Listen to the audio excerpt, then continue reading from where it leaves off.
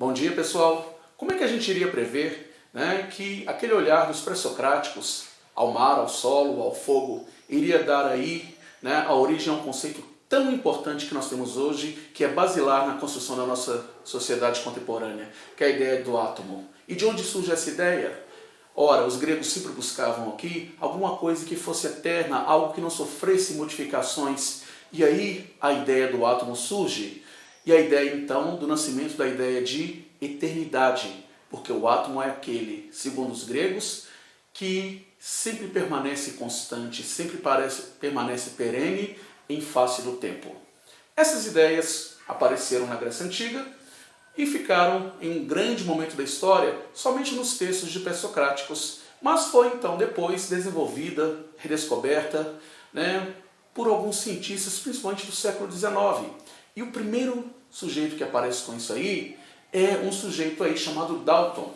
Esse Dalton aí, imerso no mundo onde existia Lavoisier, que era o primeiro químico, e que percebeu que na natureza a massa de matéria sempre permanece constante, independente se ela estava sofrendo ou não uma reação.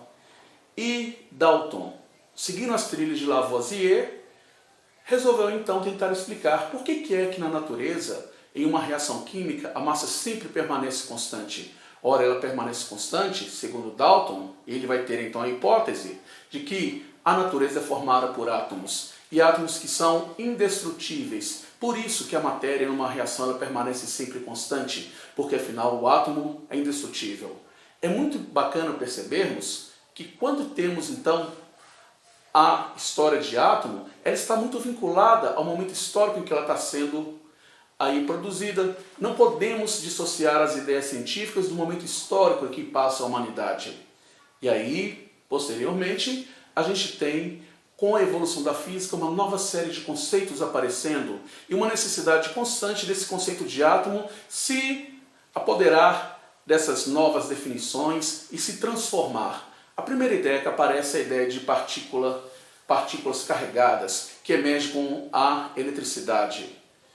E aí é de onde surgem as ideias de partículas carregadas com prótons, elétrons e nêutrons. Posteriormente, só essas definições já não cabem mais, porque na física já aparece a ideia de radiação. E aí a química vai ter que assimilar essas novas ideias. É de onde surgem então os modelos de Rutherford e de Bohr, que vão dar aí uma trajetória à ideia do átomo muito mais sofisticada e com poder explicativo muito maior sobre os fenômenos da natureza. E, posteriormente, a ideia de relatividade vem retransformar a ideia do átomo, colocando o comportamento dessas partículas num tratamento estatístico, num tratamento de probabilidade, e que dá origem à ideia de orbital. Essa ideia hoje, cara, e que nos oferece esse mundo todo que temos hoje em termos de novos materiais e novas possibilidades de enxergar esse universo físico que temos. Tá ok? Grande abraço!